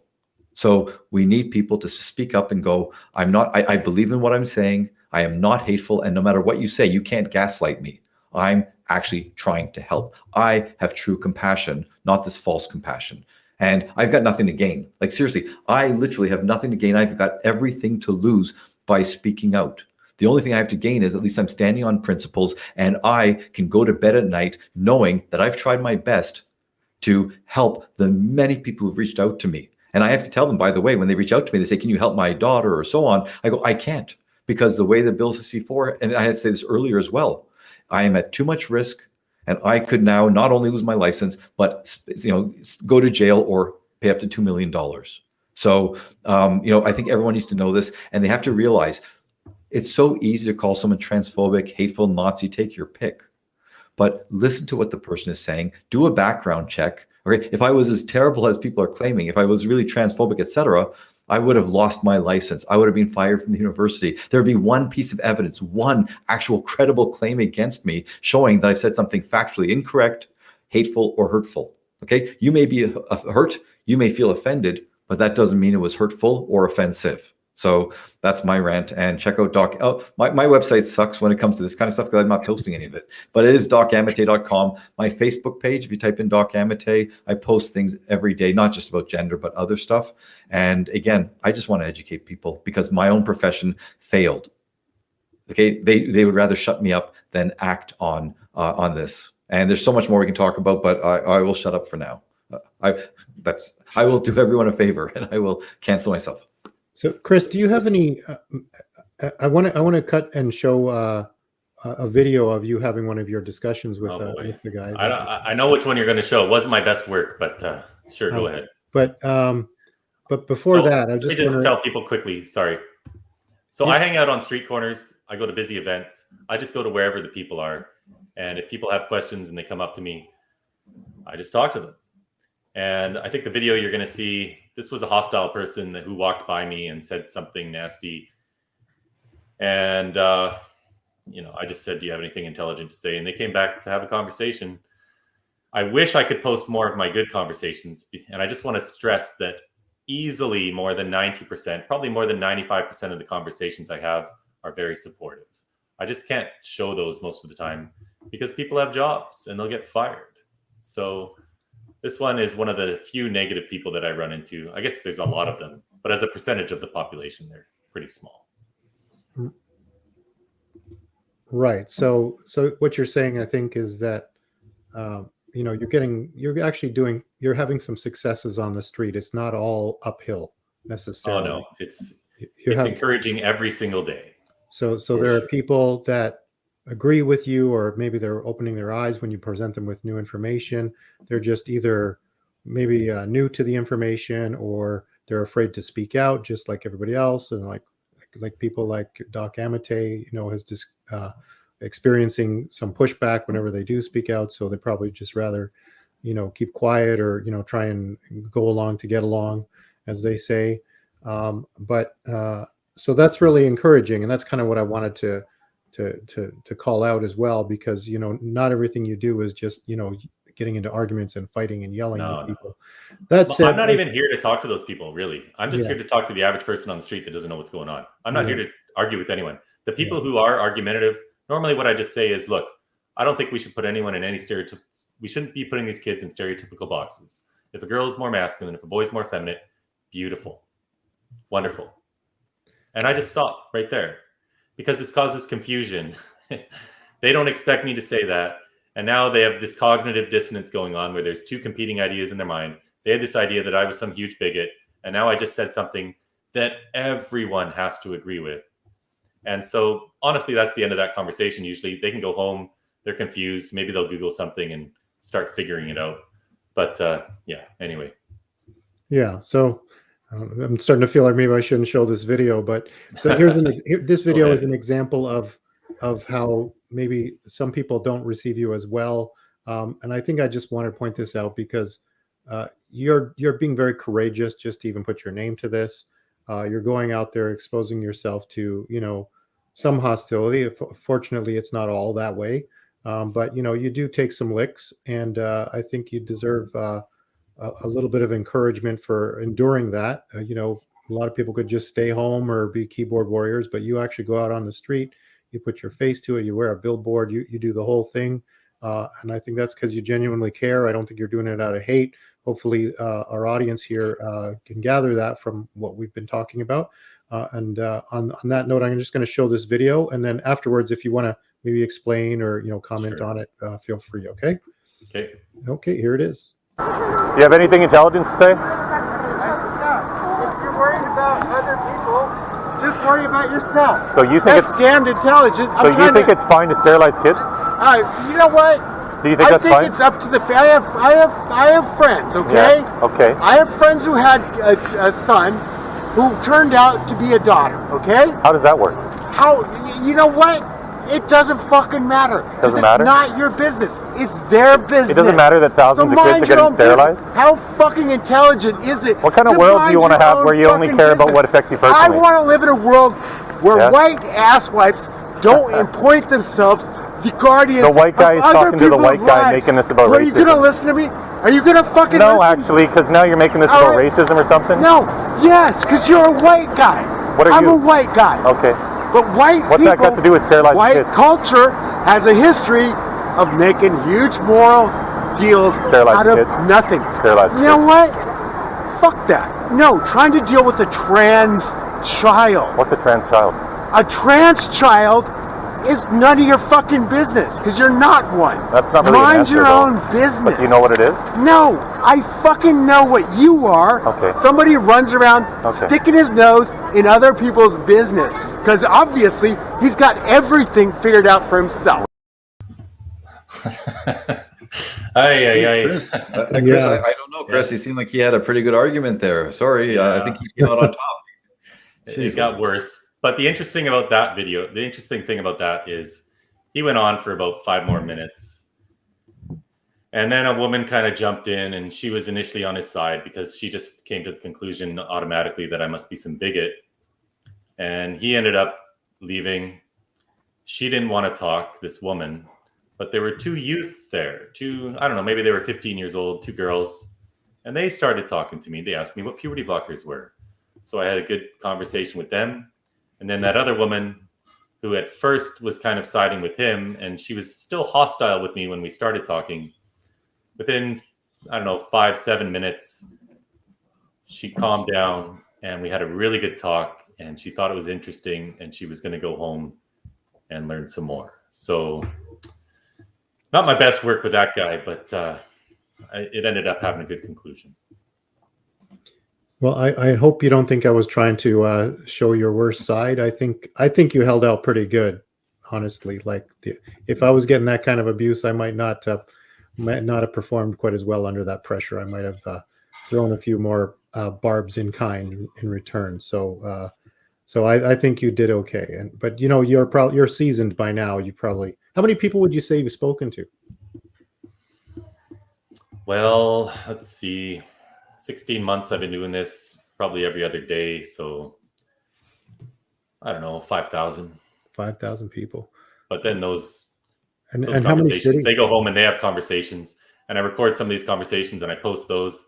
So it generates millions of conversations. And it is a bit abusive out there sometimes. I've actually been arrested twice after getting assaulted. I got my arm broken in Montreal in March of last year. I got attacked by some Antifa hoodlums, and I got my arm broken by a traffic cone, of all things. But no, I'm super encouraged. I don't worry about the haters. I usually just ignore them. But I've been out there for a few hours, and that guy got under my skin a little bit. But anyway, no, I'm just going to keep doing what I'm doing because I'm essentially immune to the hate. Everything that could be said about me has already been said. Everything that could be printed about me has already been printed. And it doesn't matter anymore. They can only cancel you if you agree to being canceled. If I just keep going back outside, what can anyone do to stop me? Nothing. I'm out there talking to people in the real world, and all of these crazy activists are powerless to stop me. So I'm just going to keep doing what I'm doing. Doc, you have any comments on that video? No, right. Well, I was going to say, I mean, I hope others emulate what Chris is doing. Maybe not in the same manner, because that does take a lot of courage, and there is risk of violence as happened to you. I saw that video, just reprehensible when they assaulted you. And I'm just hoping that, again, people take heart, but don't expect others to do all the work for you. Others have started the process. They've provided information online. And, again, just educate yourself before you do anything else. And then, as Chris said, talk to others. And the problem is most people are afraid that if they do talk to others, they will be branded in the way that we've talked about. And for what it's worth, I don't have job security. If I keep saying this, I'm going to jinx myself. I have no job security when it comes to teaching at the university. I've taught almost 20 years there. I've taught over 20 years overall. But where I am currently, I've had a number of people make complaints. And there've been, investigations. I show them what I've said. I show them why I said it. And so far, touch wood, I haven't been canceled from the university, because if that were to happen, that would be the biggest blow. I mean, I'm giving all my enemies the weapons that they need. But the fact is, it's encouraging, because every term I'll teach, a certain number of students, and I do it 4 times a year, for 20 years, basically, the human sexuality and clinical psychology. And seeing young people able to digest. I spend a lot of time on the trans issue, because I tell my students, I'm teaching critical thinking. And if you're able to rise above your emotions, if you're able to rise above the brainwashing and the fear of social ostracization and everything, and can actually hear what's being said and can analyze it, and because I don't just present one side, I present as many sides as possible, and you're able to walk away and say, oh, that wasn't hateful. That was just facts, and it's scary facts. If you're able to do that you're a critical thinker. So I hope people take heart that there's a few of us still who are trying to educate. We're not indoctrinating, educating. And I want to say one more thing, or 2 more things. One, in case anyone's wondering, Chris, because again, one of the biggest weapons trans activists and their allies have is to just say, oh, they're lying. Show me the evidence. Well, when Chris talked about girls, let's say having double mastectomies at 14, well, I want to just give 2 numbers here, just so that people can understand where we're headed. And this is not hyperbole, and it's all documented. So Joanna Olson Kennedy, Johanna with an H, down in UCLA, medical doctor, she did a study, and she was looking at the effects of having double mastectomies. And basically, the youngest person in her study, she didn't do the double mastectomy, but the youngest person in her study had the mastectomy at 13. Okay, so it's happened at least once, 13 years old in America. And then second, the same person, Joanne Olson Kennedy, and Michael Laidlaw, an endocrinologist. I'm not sure if you know him, Chris. Michael Laidlaw. Yeah. Mm-hmm. So in America, and he spoke to this, I think in front of some, I forget the body, maybe the Senate. He spoke and he was basically saying why I Am Jazz is harmful propaganda. Well, he got a Freedom of Information Act, and he showed, and this is what people really have to understand here. He showed that the same person, Joanne Olson Kennedy, got the Internal Review Board at the UCLA to approve her study, where they were looking at the effects of not puberty blockers, which Chris laid out all the harmful effects of them, but cross-sex hormones, where Joanna originally was going to use, and I guess she was doing the study herself, so I guess she was administering it, or had someone who would, to cross-sex hormones to 13 years old.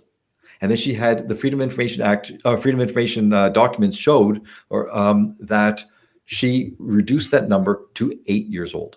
because she didn't want to miss kids with precocious puberty. So I want everyone to think about this. We are heading in the direction where 8-year-old children are going to be, because if she can show there's no harm done, then we're going to say 8-year-olds have the ability to say, I don't ever want to have children in the future, because that is a serious risk of cross-sex hormones at 8 years old. And it's documented. So I just want people to understand that. That's not me putting on a tinfoil hat. That's me saying that's what the evidence clearly shows. Yeah. Some of the leading figures at WPATH, the World Professional Association for Transgender Health, there have been numerous articles recently from Dr. Laura Edwards-Leeper, Dr. Marcy Bowers, Dr. Erica Anderson. These are all senior officials at WPATH. Marcy Bowers admitted a lot of these kids when they grow up will never even be able to have an orgasm. They all concede that there's not a proper amount of mental health assessments going on, that this has exploded. Their own guidelines that were written in their 8th version of their standards of care, they recommended cross-sex hormones for children at the age of 16. Now, I think that's way too young, obviously, but all these gender clinics aren't even following that. As Dr. Amitay just referenced, they're giving these cross-sex hormones to 13-year-olds. And just a few years ago, here in British Columbia, there was a girl who was indoctrinated in the Delta School District, who was then sent to a psychologist named Dr. Wallace Wong, who this man, he gave a talk at the Vancouver Public Library where he said he's transitioning over 1,000 kids, the youngest of which is 2 years and 9 months old. So this is social transitioning. This is where they tell the boy that he's a girl, maybe give him different pronouns and a new name. But this psychologist sent this 13-year-old girl to the BC Children's Hospital, who at 13 signed a consent form to go on testosterone. Her dad refused to sign it, and he kept speaking out against this. A judge gave him a gag order, and he kept violating the gag order. Good for him. And he was sent to prison for 6 months. Now, guess what letter he was sent by the endocrinologist at the BC Children's Hospital? He was sent a letter that literally states he could be a friend and advisor to his child, but he had no right to intervene in this medical process. And they cited this law called the Infants Act, which basically states that all that is needed is the doctor's idea that he thinks this is necessary, and the doctor thinks the kid can understand. So these gender clinics aren't even following the already loose, irresponsible, unscientific standards of care that WPATH is setting down. They're just doing their own thing because this has completely taken over the entire medical industry, and no one dares to question a child's self-diagnosis as transgender. And can I just add 2 things to what you said, Chris? Because that case, just so people understand, has Jordan Peterson prognosticated 5 years ago. The same father, and thanks for Chris, because Chris gave more context, because some people kind of simplified the story to fit their own agenda. But Chris gave the details that he was arrested for, defying the gag order. I want you to think about that. 2 or 3 things about that. Number 1, imagine you're a parent. What other recourse do you have where you're fighting? You're fighting doctors. You're fighting, the legal system, and trying to say, I'm worried about what you're doing to my child. And so he felt he had no other option. And I don't want to speak for him. I'm not going to read his mind, but I'm inferring, and being a parenting expert who's assessed, so many parents, I understand. And I shouldn't even say that. Any parent should understand the desperation a parent would feel when they're seeing their child go down an irreversible or potentially irreversible and the path that can ruin their life. What else could he do? And part of the process was that the judge told him, remember, because he's refusing to use the child's pronouns and was dead naming the child. And the judge said before he was incarcerated for the gag order, he was told if you refuse to use the pronouns or if you keep dead naming the child, you will be arrested. Right? That was stated in the newspapers, if I'm not mistaken. Okay. Yeah, the judge told him. Sorry. Yeah. Okay. Yeah, the judge told him that misgendering his own child was tantamount to family violence. Right, and hence could be arrested for that. And the second thing was Dr. Wong. Dr. Wong was quoted saying something, and I think it was taken out of context. So a lot of people are going, "That's the same Dr. Wong," where it sounded like he was saying that he and others were telling children to lie about being suicidal in order to get treatment. And it sounds like when I read the context and heard him saying it, it sounded more like he was saying we're in the situation where, if a child needs care or wants care, they have to say that, that they're suicidal. He used different words, but I don't think he was trying to say that he's coaching children. However, just so you know, and I've done the math in my class, and I wish I had the number with me. Dr. Wong himself has transitioned or provided hormones to, and so on. I'm pretty sure it was him, and he's involved in it. A crazy high number of kids from the Child Protective Services. I'm not sure what you call it in BC. Oh, yes, yes. So he works for the Ministry of Children and Families. Can you elaborate, Chris? Yeah, so he is the go-to person that the Ministry of Children and Families leaned on when writing their policies for treating these children. And he did give this talk where he said, you know what, if you're not getting the hormones or the drugs that you want, pull a stunt. Say you're suicidal, it works every time. And sure, maybe in the context of what he was saying, you could argue that he's not saying to say that, I guess. But he's teaching these children exactly what they need to do to get the drugs and hormones they want. And this is in line with all of these other trans activists online. This is a common tactic. All of these kids, virtually all of these kids who now want to transition, it's a guarantee they've been online for hours and hours and hours, going down these rabbit holes, and they know all the lingo that they need to say to get what they want. And this guy's a danger to kids, man. I mean, he knows. In that same talk, he talked about how he knows that the desistance rates are 80 to 90%. But he doesn't care, because what about the 10% or the 20% who he believes are true trans? If they don't treat them, then they're not going to have a happy life or something. This is his idea. So he knows about the statistics and doesn't care. And a friend of mine who's been an activist, a good activist since the 80s, her name's Carrie Simpson. Yeah. She recorded a phone call with one of the top social workers in the Ministry of Children and Families a few years ago. And I have a transcript of it. I've tweeted it out before. But it's very apparent that these people have no data, no science whatsoever to back up any of their policies. And they just lean on this crazy psychologist, Dr. Wallace Wong, in formulating this stuff. But this is the wild, wild west of gender medicine. It's not evidence-based whatsoever. And I could rant on this forever, but as we've seen in Sweden and Finland, they've done away with this practice of giving puberty blockers to kids because, as they said, there's no evidence to support it. So anyway, thanks so much, guys, for having me on. And Dr. Amitay, I am thrilled and privileged that you've taken the time to do this with me. It's an honor to speak with you, sir. So I really appreciate it. Well, thank you, Chris. When Logan invited me, I was like, yes, again, because, I've been fighting for many years, but, from the safety of my classroom, from TV, whatever else, to go on the street like you're doing, like really, this is on the ground advocacy and activism. And again, from the first day I heard about you, I was just what's the right word here? In awe of the courage and the integrity and the resilience that you've shown in doing this. And I just hope that when people see normal people, common folk who have nothing going for us other than we have, we have good values, we have principles, and we believe in speaking out. I'm hoping that people can be inspired by just normal people. We're not special. We're just, average Joes. Yeah. So. Yeah, and I'll just say, to add to that, I'm a very much an average Joe. I'm just a dad who knew nothing about this. I don't have any degrees or anything like that, but this isn't super complicated. We are a sexually dimorphic species. We are men and women. We are boys and girls.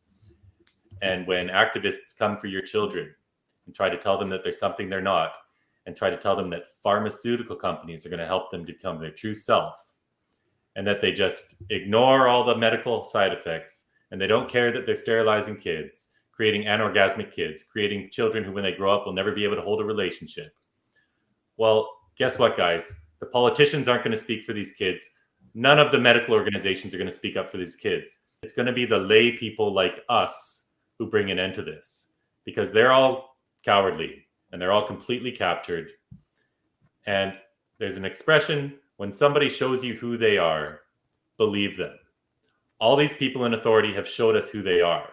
They're not going to change. So it's on us to put an end to this stuff. So thanks, guys. All right. Yeah, And thank you, Logan, for hosting us. So. Yeah, that's great. And I don't have anything scripted or written down, so I'll just try and wing it here. But I think it's great to have you guys on here, and you've really explained a lot of things, and you've given a lot of information to the people watching the show or listening. If I can make this into a podcast at some point, I'm hoping that people that are on the other side of this issue, if you've come to the point where you've listened this long, I hope you realize that we're not doing this out of any animus or hate.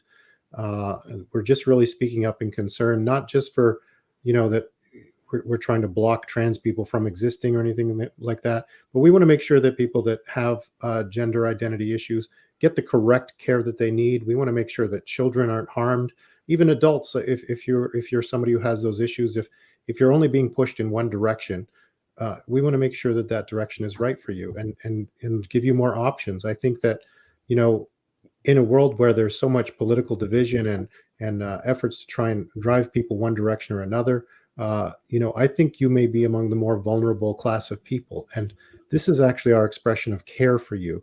And I just hope that you know that maybe you've learned something from this conversation. Maybe that you've taken a new perspective and you realize that, maybe there's something to this. Maybe you still disagree, but, there's some points you're going to look up.